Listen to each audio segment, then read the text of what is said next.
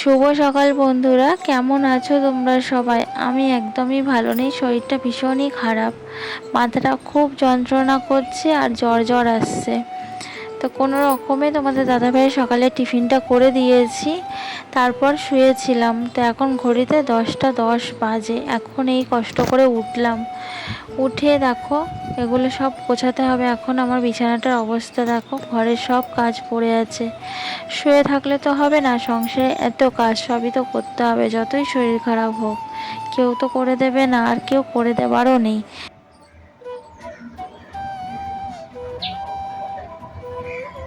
নিচের বিছানাটা গুছিয়ে ওপরে এলাম আমার রান্নাঘরে।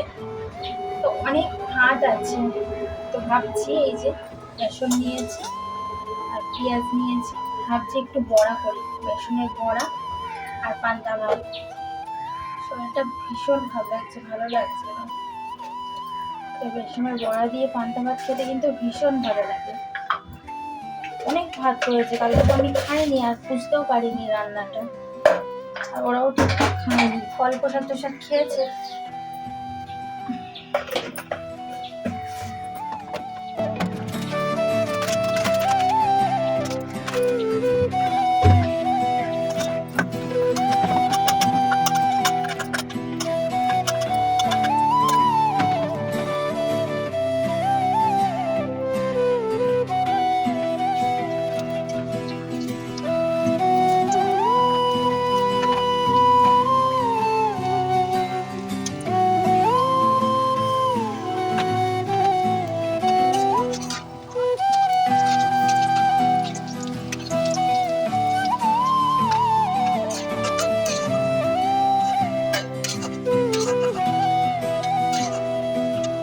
দেখো কত পান্তা ভাত আছে, ঠিক আছে? কত ভাত, এই ভাতগুলোকে আমি এখন ফেলে দেবো? কত দাম চালের।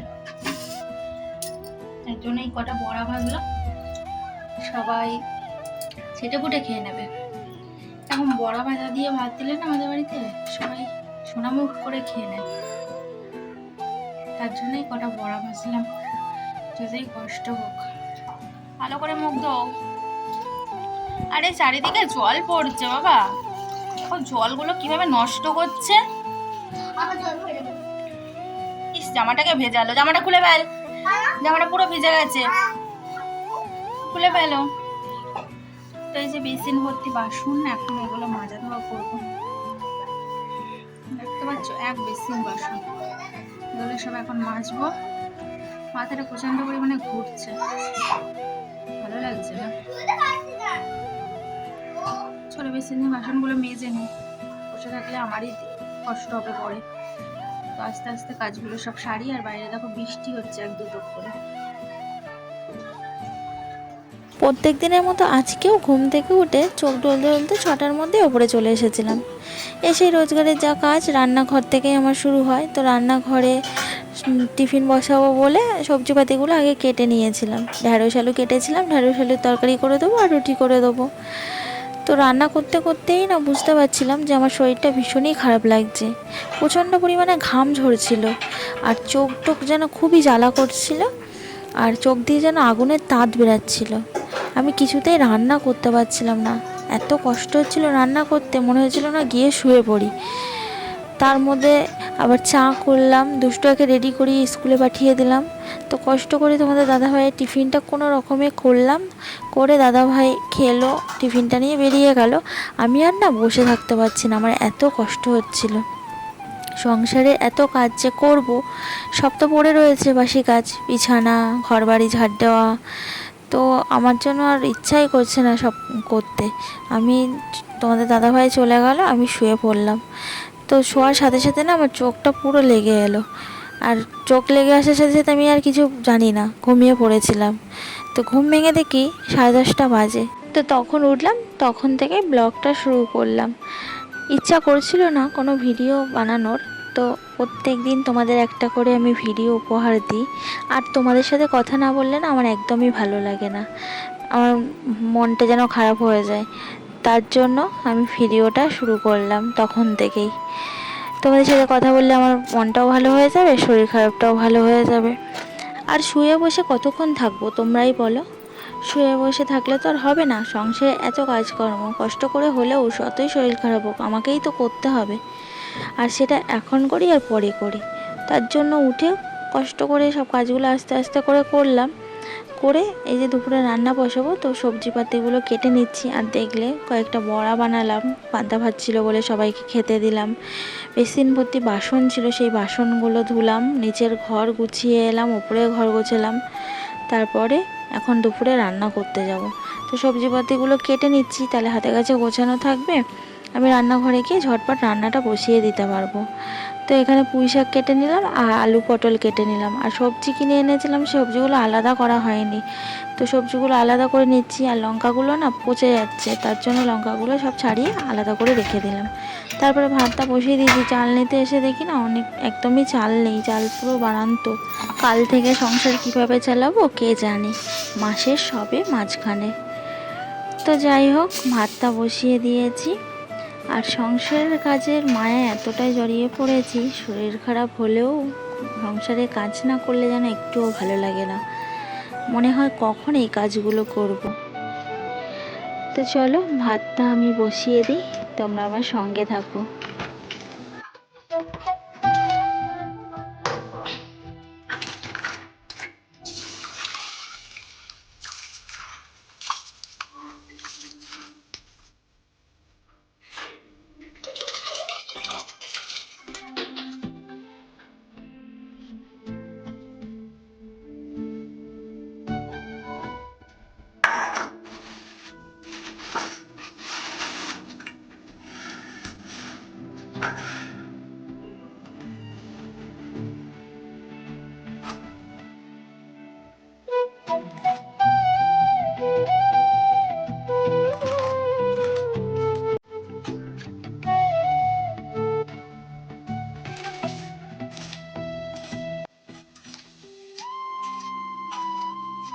সকালবেলা তোমাদের দাদা বেরানোর আগে মাছ কিনে দিয়ে গেছিলো, মাছগুলো এখনও কাটা হয়নি।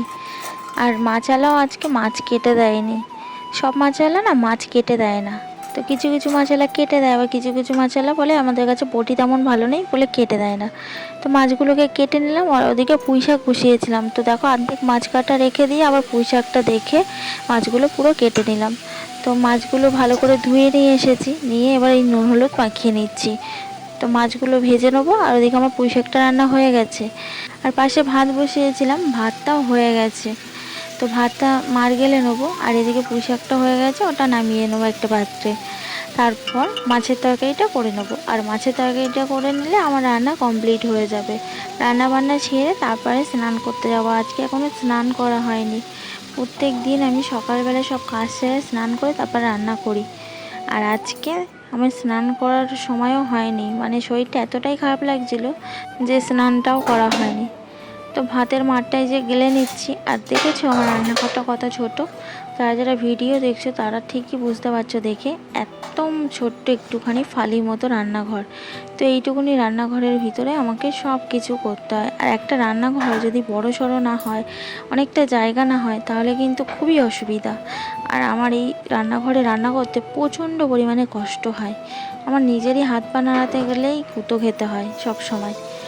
তো মাছটা এই যে দিয়ে দিয়েছি কড়াতে, মাছটা এখন ভেজে নিচ্ছি, তারপর তরকারিটা করে নেবো। চলো তোমরা আমার সঙ্গে থাকো।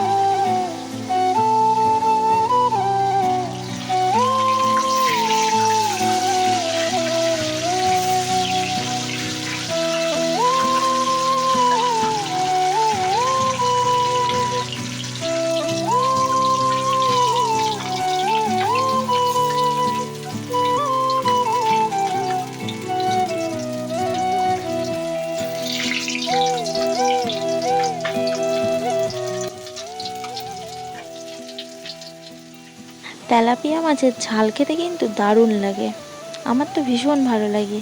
তো ভেবেছিলাম ঝাল করব, তারপরে ভাবলাম না, পটল দিয়ে আলু দিয়েই করি।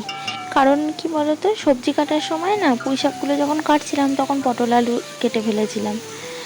তো এখন আর সর্ষে বাটা দিয়ে করবো, আবার কাটা পটল আলুগুলো রেখে দেবো, কালকে আবার কী দিয়ে করবো তার ঠিক ঠিকানা নেই। ওই জন্যই ভাবলাম না, পটল দিয়ে আলু দিয়েই করে নিই।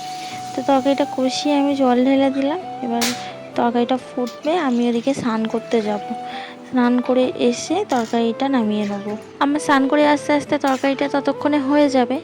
আমি নিচে যাবো, স্নান করব, একটা দুটো জামা কাপড় ভেজে নেওয়া আছে সেগুলো কাচা ধোয়া করবো, তার মধ্যে তরকারিটা আমার হয়ে যাবে। ওই এখন স্নান করে এলাম, দেখে বুঝতে পারছো শরীরটা প্রচন্ড খারাপ। আর এই দেখো এখন আবার তরকারি ফুটছে, তরকারিটায় জল দিয়ে আমি গেছিলাম স্নান করতে, তরকারিটা ফুটে গেছে। এখন মাছগুলো সব ছেড়ে দেবো।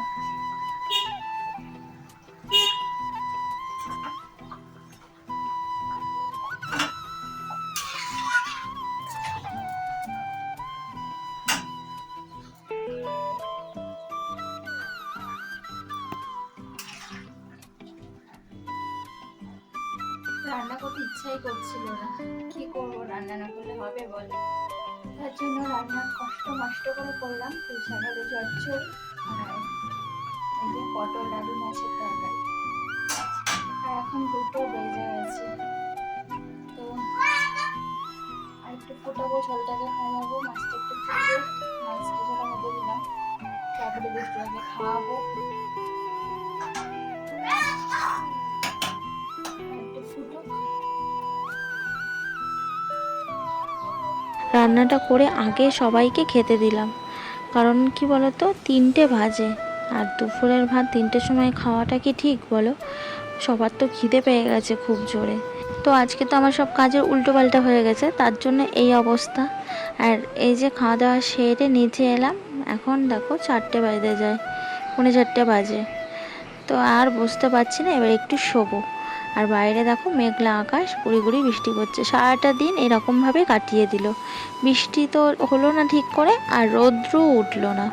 তো এই যে শুয়ে পড়েছি, আর দুষ্টটা দেখো আমার শোয়া দেখে ও, আমার শরীর খারাপ হলে ও ভীষণ উতলা হয়ে যায়।